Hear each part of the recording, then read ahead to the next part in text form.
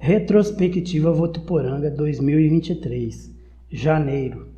Com a maioria dos brasileiros tendo feito L e derrubado a arminha do poder em 2022, 8 de janeiro de 2023 ficará eternamente marcado na história como o mês da tentativa de golpe fracassado dos bolsominions terroristas, alguns poucos inconformados com a derrota eleitoral de 2022 e massificados no ódio pelo próprio candidato derrotado, o ladrão confesso de joias Jair Bolsonaro. Aqui na boa terra dos ventos, o gado também acampou por quase 60 dias na porta do tiro de guerra, com renovação da promessa de expectativa de golpe militar a cada 72 horas e até com o vereador supostamente confessando o cometimento de crime contra a democracia ao entender a permanência de golpistas na porta do tiro de guerra local. No fatídico 8/1, 3 ônibus de empresa da cidade com passageiros daqui e região foram detidos em Brasília. Os ônibus ficaram lá por longa temporada, mas a maioria dos golpistas foram liberados, tendo alguns poucos ido parar na Papuda, a exemplo da vergonha nipônica local, que invadiu o Congresso para barbarizar geral, em suas próprias palavras, dando um cagão em grande estilo, gravando o vídeo do cometimento do crime e acreditando na total impunidade do ato. Mas acabou foi soltando barro muitos meses depois no boi da Papuda. Ainda teve que responder pelo cometimento de outros supostos crimes que apareceram por aqui depois da sua prisão em Brasília. Aquela lição do telhado de vidro tinha sido atualizada. Fevereiro. No finalzinho de janeiro, começo de fevereiro, um ex-vereador foi condenado por estupro, apesar de o crime não ter tido clamor algum da mídia local, e o preso acabou tendo prisão domiciliar concedida pelo juízo, por conta de supostos problemas de saúde. Os buracos das ruas tomavam conta da indignação pública, junto com o atendimento ineficiente do pronto-socorro, ainda com todo o episódio do golpismo de 8/1 ressoando, quando a população de Votuporanga se deparou com a outra constância por aqui, a facilidade com que a administração municipal se vale da motosserra para liquidar conceitos paisagísticos e a vegetação urbana em sua fase mais plena. Para a suposta remodelação da Avenida Emílio Arroio, meteram a motosserra em tudo que tinha vivo por lá, inclusive nas frondosas árvores de ipê do canteiro central. Na exumação dos cadáveres das exuberantes gerivás que moravam há décadas nos canteiros da avenida, alguns dos nossos leitores quiseram saber mais sobre a destinação final dos restos mortais das vítimas. Mas ninguém sabe que fim levou os abençoados e cortejados palmitos. Como galinha criada no quintal do vizinho, uma hora deve ter acabado em alguma panela mais desenxabida. O personagem vilão dos vilões, o Jorge da Motoceba, já conhecido por atuações anteriores, fazia novamente mais vítimas inocentes. Uma falta de planejamento arbóreo urbano que estamos pagando caríssimo na cidade que já teve fama de ter ventos suaves. Mas nas últimas temporadas, a brisa que sopra por aqui é da vizinhança mais próxima da fogueira do caldeirão do inferno. Março. Em março, as chuvas da estação derramaram sem dó na cidade e aquela reforma de mais de 1,5 milhão na Câmara, feita no final de 2022 pelo ex-presidente Serginho da Farmácia, virou notícia na Casa do Povo. Parte do novo forro de gesso ensopou e desabou, com a enchente ganhando os corredores da administração e gabinetes alagados. O prefeito Jorge Seba teve que novamente tirar o seu colete azul do armário e partiu para a rua fazer o apontamento de prejuízos e das emergências das águas de março na reparação emergencial dos estragos, uma vantagem em ser profissional de obras. Em março, a Secretaria de Educação se firmava como uma das campeãs de reclamação pública. Faltam vagas, sobram problemas nas licitações dos uniformes, falta conservação nas escolas e sobram salamaleques e gracejos administrativos na condição da pasta. Mas o prefeito Jorge Seba seguiu bancando o endosso do secretário Marcelo Batista no posto. Abril. Em abril, o gigantão do asfalto voltou com tudo e em 2 licitações na Prefeitura de Votuporanga, o gigantão levou tudo de cabo a rabo, enquanto ganhava tudo nas prefeituras aqui da região e de mais longe também. Até lá pela região oeste, divisa com o Paraná, novamente é tudo nosso, digo, deles, dos reis do asfalto. O valor previsto do pacotão de recap é de quase 9,3 milhões, levando-se em conta a licitação 008 e 009/2023 de recaps com envelopes abertos em 6/3 e 24/3, respectivamente, com a mesma empresa vencedora levando uma bolada de mais de 19 milhões. Você não leu errado, é 19 mesmo, nas 2 licitações, com deságio de, pasmem, quase 1% nelas, o que prova que a disputa foi calorosíssima, SIC, tipo verão ártico. Curiosamente, os participantes foram praticamente os mesmos, com a diferença de que a 00823 teve 3 concorrentes, com os 2 que concorreram na 0023 e mais um terceiro, e 2 muito conhecidos umbilicalmente ligados aos últimos governos municipais. Fora a eterna mamatolândia do asfalto, outras mamatas se ensaiaram licitantes, como uma mamatinha de 5 anos previstos da entrega das receitas da nossa CIP em troca de uma operação de substituição da iluminação pública atual por lâmpadas de LED. Uma mamatinha nova proposta que não é bombril, mas tem 1001 armadilhas implícitas no seu contexto, com nenhuma vantagem para a administração e para o contribuinte, que pagaria muito mais barato se o serviço fosse contratado diretamente pela administração, com preço fixo pelos serviços e insumos, com o contribuinte sabendo exatamente quanto e o que está comprando. O formato de entregar a arrecadação da CIP é criminoso demais e jamais deveria ser aceito por uma representação política, e muito menos administrativa, com pretensão de ser minimamente honesta. Porém, mais uma vez a licitação foi suspensa e, apesar de ser uma armadilha de pegar otário, poderá vir remodelada para enganar incautos no ano eleitoral de 2024. Toda a atenção da população será pouca nesta pegadinha de malandros. Maio. No início de maio, a Organização Mundial da Saúde declarou que a Covid não configurava mais emergência em saúde pública. Acabou o perigo? Não. Temos que cuidar com o nosso calendário de imunização e mesmo assim muita gente com comorbidades estará em risco maior decorrente dos males do vírus, mesmo que ele não tenha mais o status de pandemia, já com a maioria da população mundial imunizada. O nobre Edil Meidão, do alto dos seus muitos mandatos, mandou a real na tribuna da Casa do Povo e sugeriu que o prefeito devesse dar aquela freada de arrumação no seu secretariado, pois quem der uma volta pela cidade não teria dificuldade alguma de perceber que Votuporanga é a cidade mais suja da região.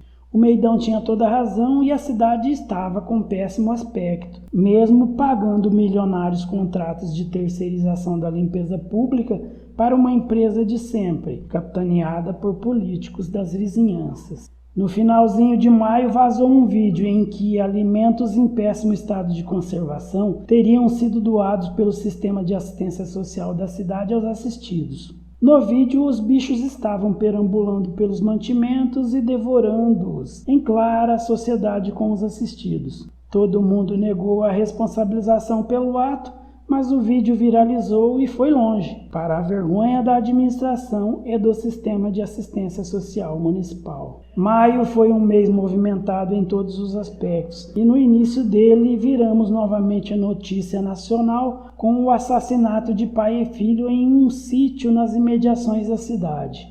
Uma investigação rápida e certeira conduzida pelo jovem e eficiente delegado Rafael Latorre apontou na conclusão do inquérito que o duplo assassinato teria sido encomendado pela filha e seu marido, que pretendeu também assassinar a mãe, que se salvou por não estar no local do crime no momento dos fatos. Tudo na suposta conta de desentendimentos familiares e de uma herança estimada em mais de 2 milhões. O inquérito não deixou sombra de dúvida sobre os autores e os mandantes, com a contundência da gravação de circuito interno de uma reunião entre os supostos assassinos e os mandantes, confabulando e supostamente fechando o contrato em loja de conveniência da cidade.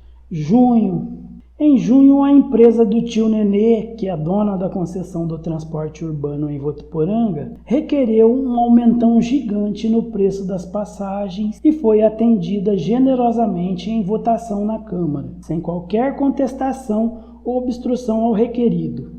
O aumentão chegou próximo de 50% em um período em que o diesel subiu em média 16%, o dólar abaixou e junto derrubou todo o custo do transporte. O aumentão inexplicável concedido aos risos e ao descaso com o dinheiro público fez com que a passagem subsidiada do transporte cidadão se tornasse uma das mais caras do Brasil e do mundo. Ainda de quebra, aumentou expressivamente o subsídio bancado pela Prefeitura na passagem, que agora será de 70,65% do total dela, um aumento bem maior do que os 50-50% do início do serviço subsidiado pela administração. O pulo do gato de ir aumentando a conta para a viúva pagar vai se tornando visível. Teve sim quem tentou barrar o aumentão votando contra. Caso dos nobres edis Cabo Renato, Meidão, Jura e Osmair, mas o projeto passou fácil com o voto da maioria, dando o aumentão para a galinhona vermelha do tio Nenê, que cobra passagem com preço de avião, mas transporta em veículos urbanos de baixo conforto e qualidade, além de inadequados para o trânsito de Votuporanga. Julho. Sob pressão judicial impetrada pelo Dr. Harry Katwinkel, a Prefeitura publicou no Diário Oficial Eletrônico a rescisão do contrato de 26 mil com a empresa ZIZ Soluções Ambientais Limitada. A rescisão foi publicada oficialmente sob consenso mútuo. Nas entrelinhas do riscado, a empresa tem como sócio o marido da vereadora Sueli Friose e teria sido contratada sob dispensa de licitação para dar assessoria ambiental à Saev, que já tem no seu quadro funcional um engenheiro ambiental que recebe para exercer a função. Coincidentemente, esta empresa teria sido contratada no mesmo período em que a nobre Edil Sueli assumiu o cargo de líder do governo. O suposto mensalinho esquisitão teve que ser rescindido sob pena de virar uma bola de neve escandalosa e logo depois a nobre Edil também abdicou ao posto de liderança no governo. A rescisão do suposto ato irregular não anula a intenção da improbidade pública e o assunto está em desenvolvimento, podendo ainda render penalizações. Julho também foi o mês em que se deu aquela reunião mais abrangente que se convencionou chamar de Reunião Eduardo e Mônica na sede do Partido dos Trabalhadores lá da Minas. Foi uma reunião bem esquisita que teve alguns convidados bem ecléticos. Ao final, e dirimindo velhos ranços, todo mundo atirou em todo mundo e foram para casa assistir a saga La Selva. Se a vida imita a arte ou vice-versa, nunca saberemos. Do outro lado da cidade teve também uma reunião pesadona, diria a funkeira pop Isa, no gabinete do deputado Carlão, com a presença dos mais próximos acionistas do grupão, convocados pelo Carlão para discutirem o processo eleitoral de 2024 e o futuro da confraria grupônica.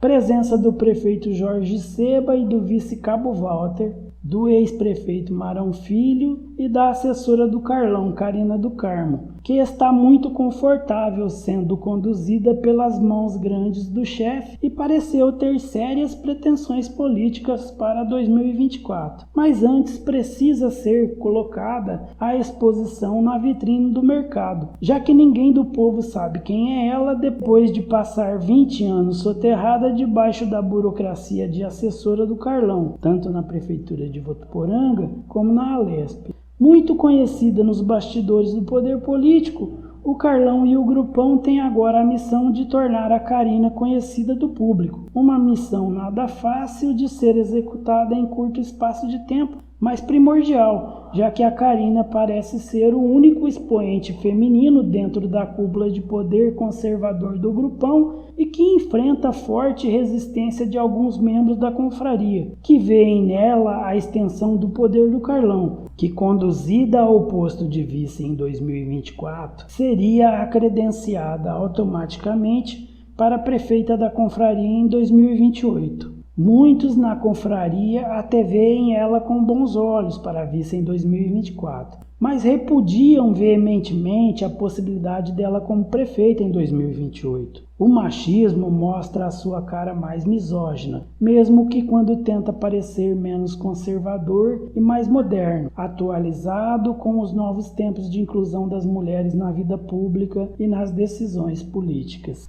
Agosto.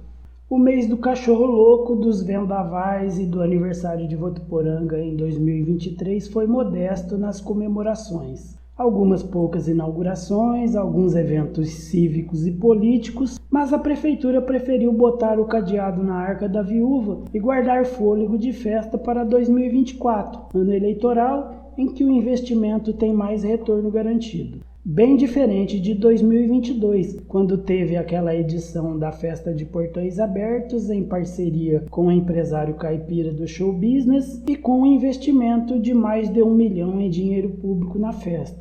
Porém, a data festiva não passou totalmente no vácuo em 2023. Com o tradicional FLIV e com o show contratado pela Secretaria Estadual de Cultura, os Paralamas do Sucesso vieram tocar no interiorzão mais reaça das 3 divisas. E foi um sucesso total, com a presença de uma das maiores bandas do cenário do rock Brasil, assim como foi o sucesso retumbante do Ira no ano anterior. Um show para ficar na história e na memória caipira da terra de toda uma geração que viu a grande banda passar por aqui. Em agosto, até o prefeito Jorge Seba se indignou com a depredação do patrimônio público e gravou o vídeo pedindo ao povo que zele e cuide do nosso bem comum. O pito sempre oportuno do prefeito não conduz à consciência cidadã relâmpago, mas ajuda no combate aos incoerentes que destroem o nosso patrimônio e depois a administração tem que gastar novamente no seu reparo,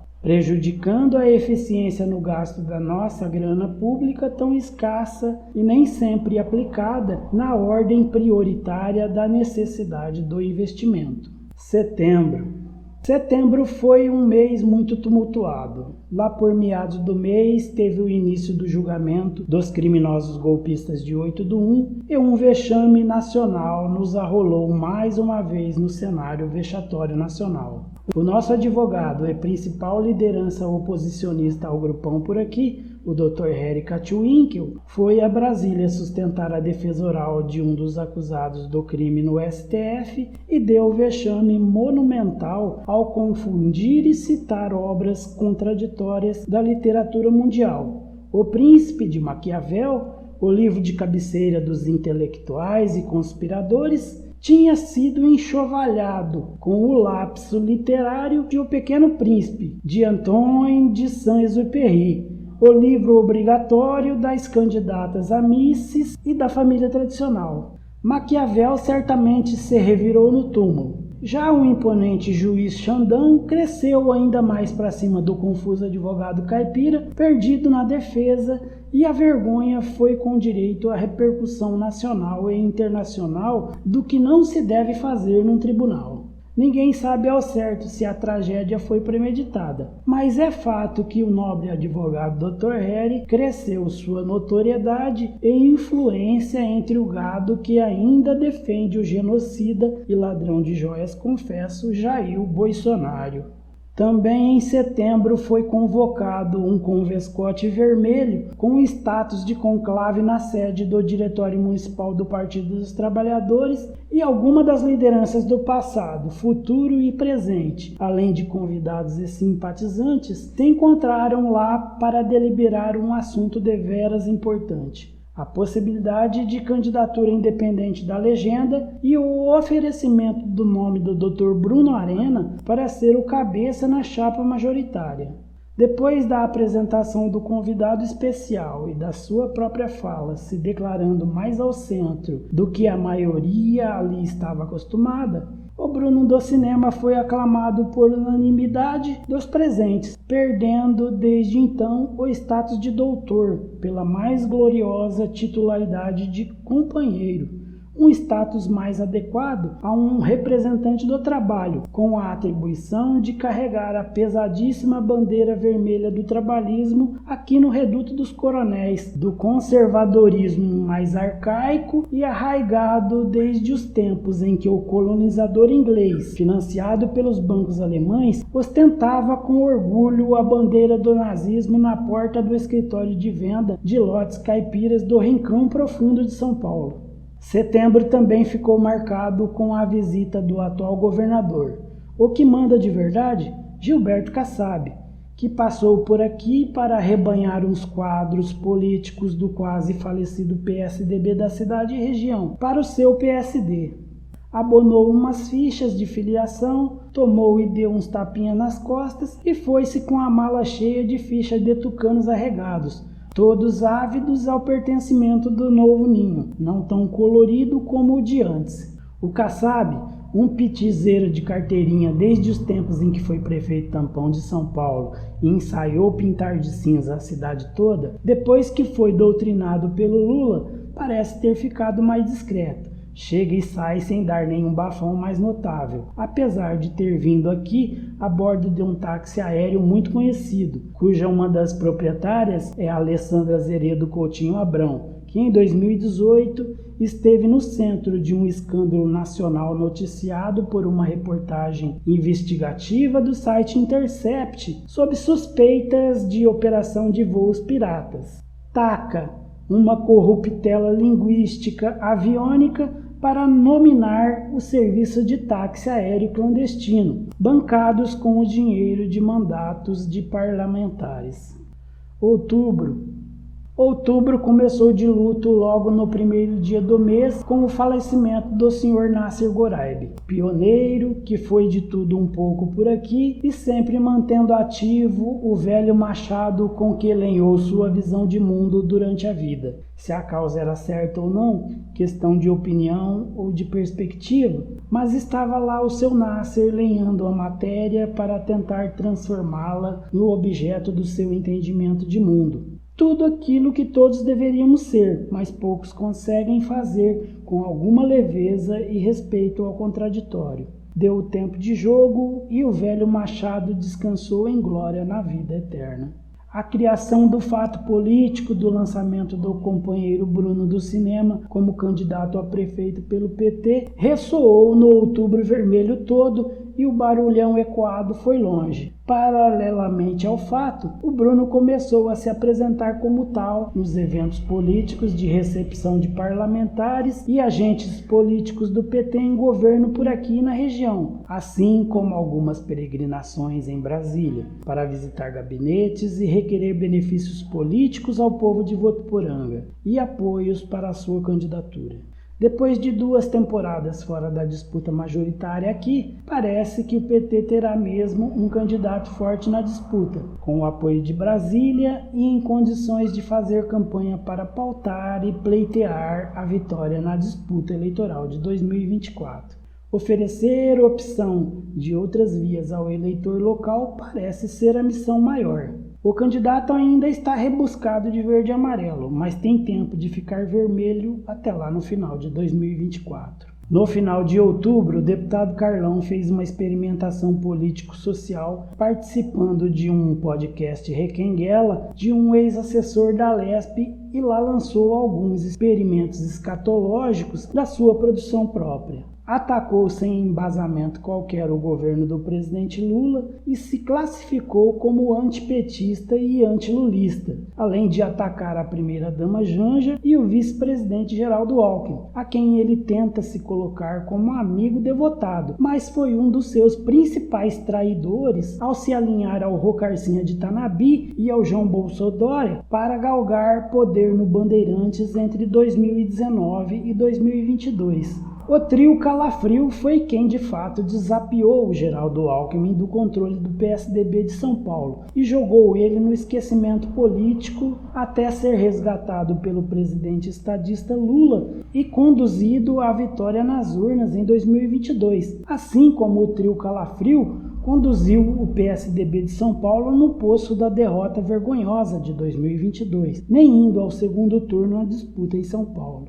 Esse ataque do deputado Carlão é meramente estratégico. Ele já foi o terceiro na escala de poder do Estado, agora não tem mais poder algum e nem liderança, voltando a ser deputado de base, na escória de um governo que não tem sustentação política sólida e é totalmente dependente de apoios comprados no jogo político. Em crise pela perda de poder e votos, o Carlão ataca agora o PT e o presidente estadista Lula para tentar recuperar a confiança do gado local, que migrou do curral tucano para o curral do Jair Bolsonaro e fez com que o deputado Carlão perdesse mais de 10 mil votos aqui na cidade. Votos que estão custando muito caro para ele buscar fora. Se declarar anti-Lula e anti-PT é uma das prerrogativas do deputado Carlão que não cabe julgamento. É seu direito de opinião. Nós também sempre nos declaramos anti-entreguistas, anti-genocida e anti-ladrão de joias. Todo o resto que o Carlão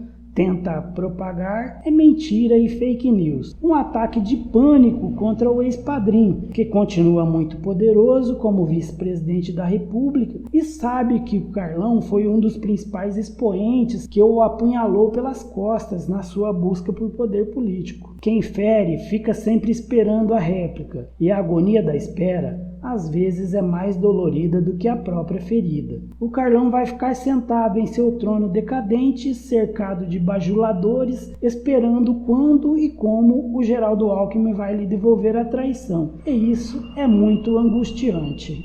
Novembro. O mês de novembro começou quente na seara política com uma briga interna no Progressistas, anotando a contraposição de forças entre os interesses do deputado Fausto Pinato em liderar a região politicamente e os interesses de um grupo dissidente dentro do Progressistas local, filiado pelo deputado Maurício Neves, líder estadual e autorizado a construir candidatura majoritária própria aqui.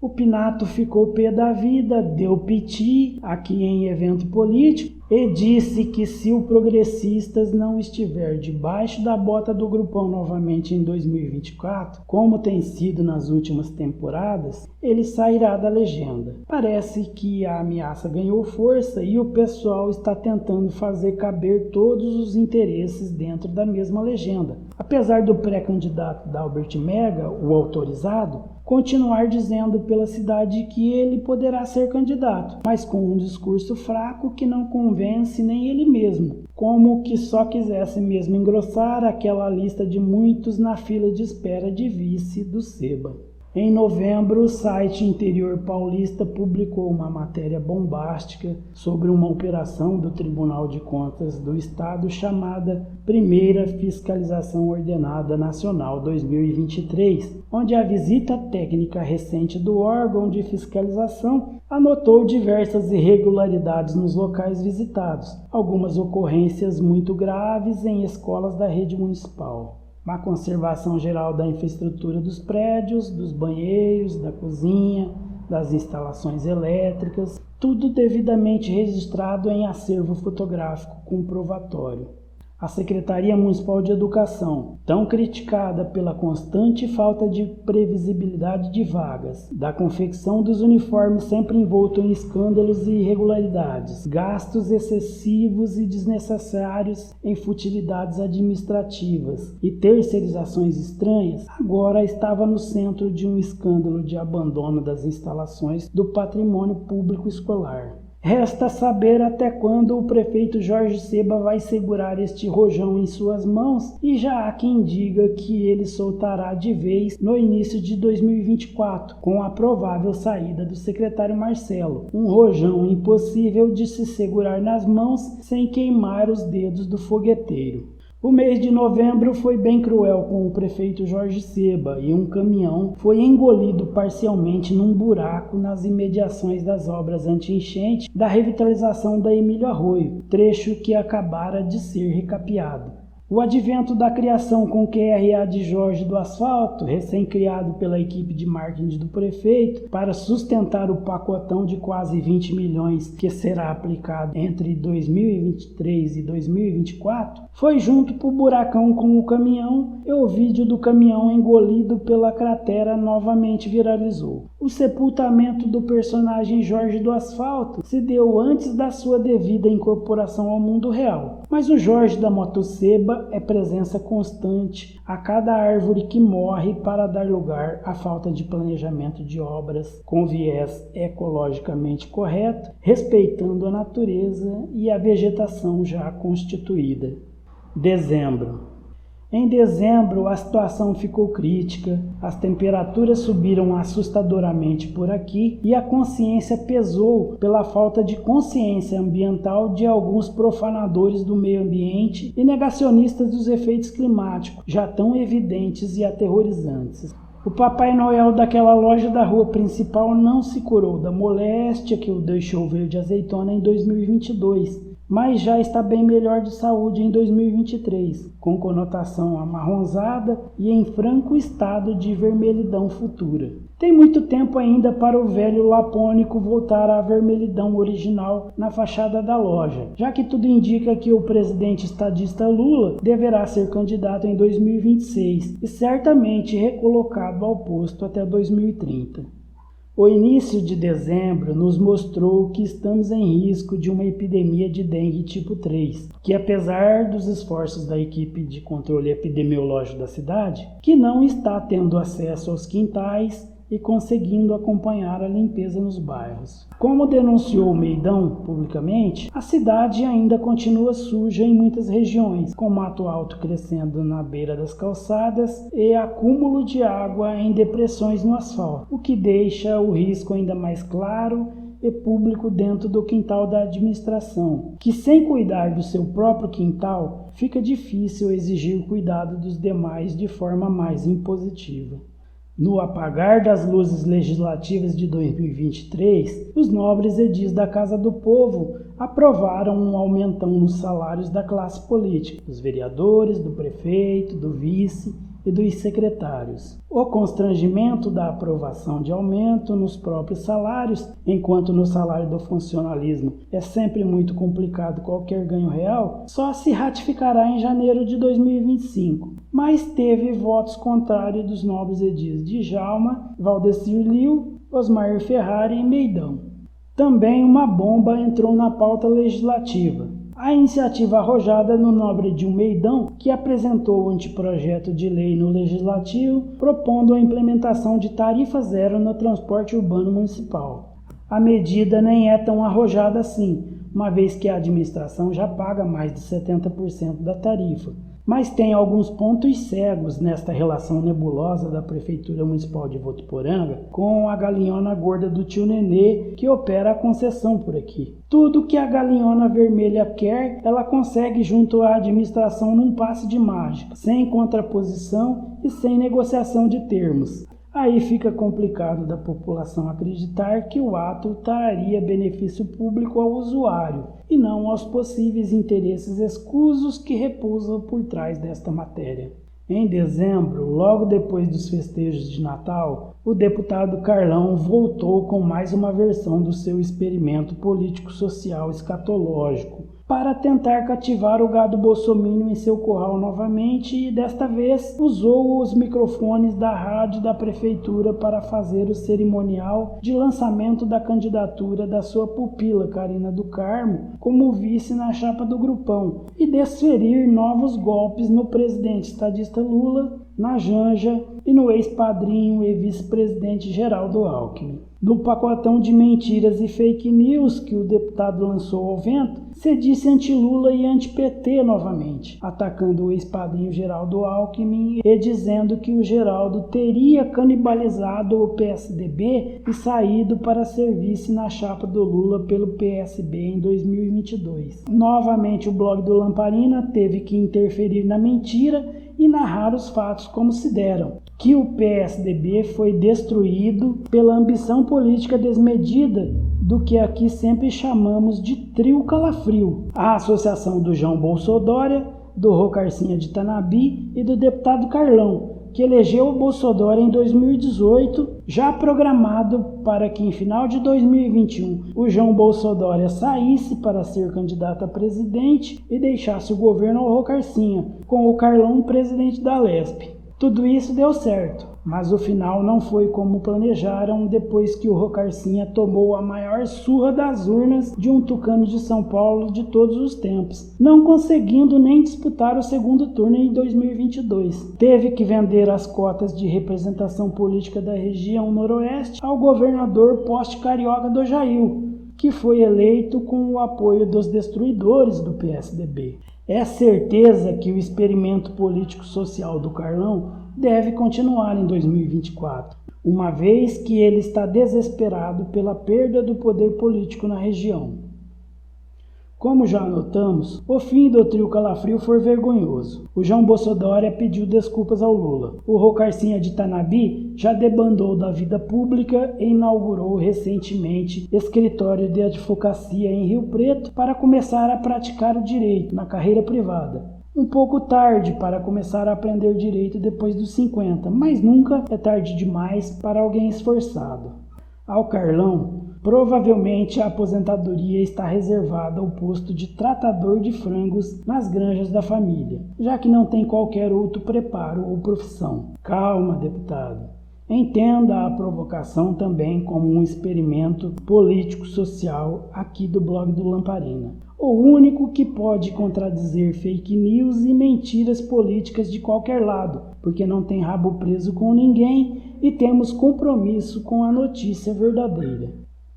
Um feliz 2024 aos nossos 7 ou 8 leitores, amigos, colaboradores e financiadores.